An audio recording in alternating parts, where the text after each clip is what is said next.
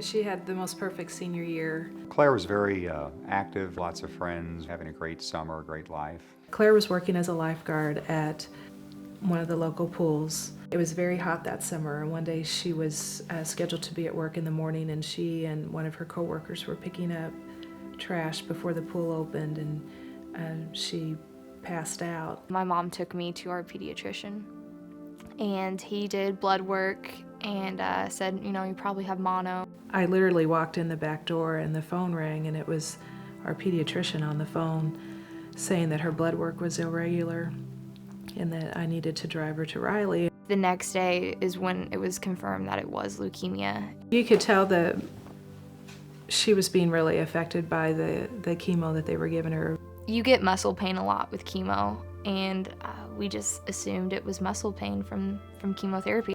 That's when we decided we needed to take her to the emergency room. The emergency room doctor said, well, she just needs to go up to Riley. So my very first impression of Claire was when she was flown in from Evansville to the emergency room and was admitted to the ICU here at Riley. She required more than 3 medications to maintain her blood pressure, and basically we were providing maximum support available to keep her alive.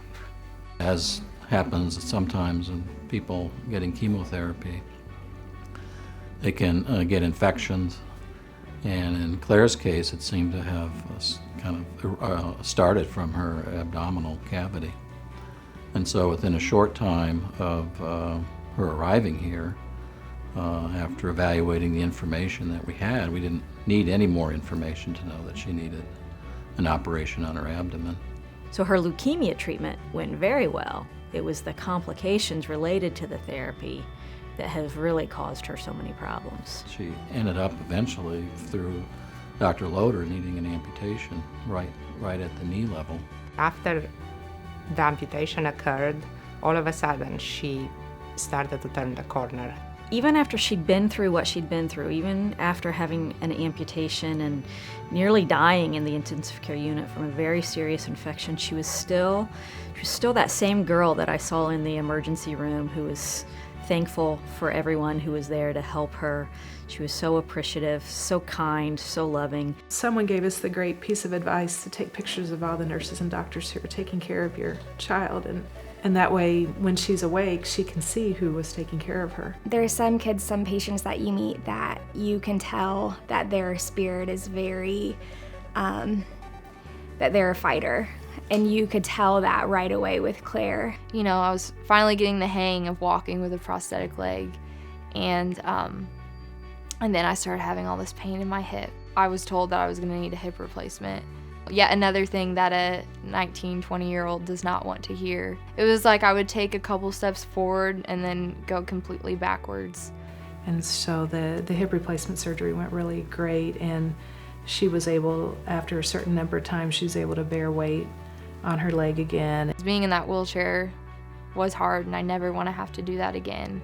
And I have a whole new appreciation for being able to walk. She appreciates every day being here, being alive. Claire's getting caught up with all that she's missed, and it's invigorating to see her just thrown into all these situations. She's going to college, and at one point in time I never thought that would be possible, that she would ever be well enough to leave the hospital. We're now living together on an apartment on campus, and so it's really great to be able to share that with her. And next semester we're going to study abroad together. It's pretty incredible. I'm a student at the University of Southern Indiana, and I'm majoring in public relations. I'm actually the philanthropy chair for Delta Zeta, and so I get to plan fun events that benefit different charities and different organizations, one of those being Riley. It's great to finally be able to do things. I want to be able to do everything I can do now that I'm able to. I feel so lucky to have the family that I have because they've all been just great. We've gotten through all this together as a family. I don't feel like I'm the same person that I was 4 years ago. I have a whole new appreciation for everything, and definitely learned that life is just so precious. I feel like I got through all of this for a reason, and this happened to me because of a reason, and I want to use all that for good and use it to to change something so no one else will have to go through what these kids go through.